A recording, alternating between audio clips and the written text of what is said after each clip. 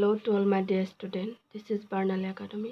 আজি এই ভিডিঅ'টোৰ জৰিয়তে হোলী ৰামৰ শিলিখা জোপা ক্লাছ 2ৰ এই লেসনটোৰ প্ৰশ্নোত্তৰখিনি আলোচনা কৰিম। এতিয়া আমি ভিডিঅ'টো আৰম্ভ কৰোঁ। এক নম্বৰত দিছে যে পঢ়া আৰু লিখা এইখিনি তোমালোকক পঢ়িবলৈ দিছে, তাৰ পিছত লিখিবলৈ দিছে। তোমালোকে ভিডিঅ'টো চাই মোৰ লগত পঢ়িবা আৰু তাৰ পাছত ঘৰতে বহিত লিখিবলৈ যত্ন কৰিবা। দণ্ড, বন্ধ, উদ্ভিদ, হস্তা, বস্তু, ভক্ত, শল্য।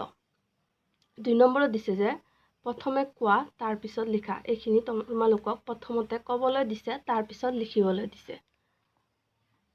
তোমালোকে প্ৰথমতে ক'বলৈ চেষ্টা কৰিবা। ক নম্বৰত দিছে যে হলিৰামে পদূলি মুখতে থকা কি গছ কাটিবলৈ বিচাৰিছিল? উত্তৰত হ'ব হলিৰামে পদূলি মুখতে থকা শিলিখা গছ কাটিবলৈ বিচাৰিছিল। নম্বৰত দিছে গছজোপা কাটি হলিৰামে কি কৰিবলৈ খুজিছিল? উত্তৰত হ'ব গছজোপা কাটি হলিৰামে জুই পোৱাবলৈ খৰি বনাব বুলি খুজিছিল।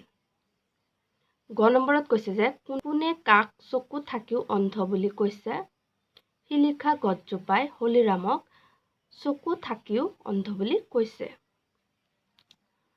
এতিয়া 3 নম্বৰত দিছে যে শিলিখা গছৰ ফলবোৰৰ দুটা গুণ লিখা।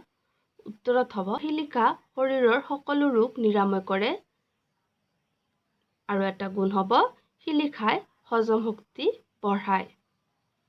4 নম্বৰ দিছে যে নিজৰ ভুল বুজি পাই হলিৰামে শিলিখা গছক কি বুলি ক'লে? উত্তৰত হ'ব নিজৰ ভুল বুজি পাই হলিৰামে শিলিখা গছক ক'লে যে মই তোমাক আৰু নাকাটো আৰু তোমাৰ পাত এখিলাও নিচিঙো। 5 নম্বৰ দিছে বাক্য ৰচনা লিখা। এই তিনিটা তোমালোকক বাক্য ৰচনা কৰিবলৈ দিছে।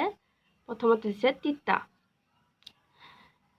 তিতাত বাক্য ৰচনা হ'ব শিক্ষাৰ খাই শিপাডাল বৰ তিতা কিন্তু ইয়াৰ ফল বৰ মিঠা। তাৰপিছত আছে উপকাৰী। শিলিখা গছৰ ফল পাত সকলো আমাৰ বাবে বহুত উপকাৰী। খকমককৈ। ডাঙৰকৈ হোৱা শব্দত হলিৰামে খকমককৈ সাৰ পালে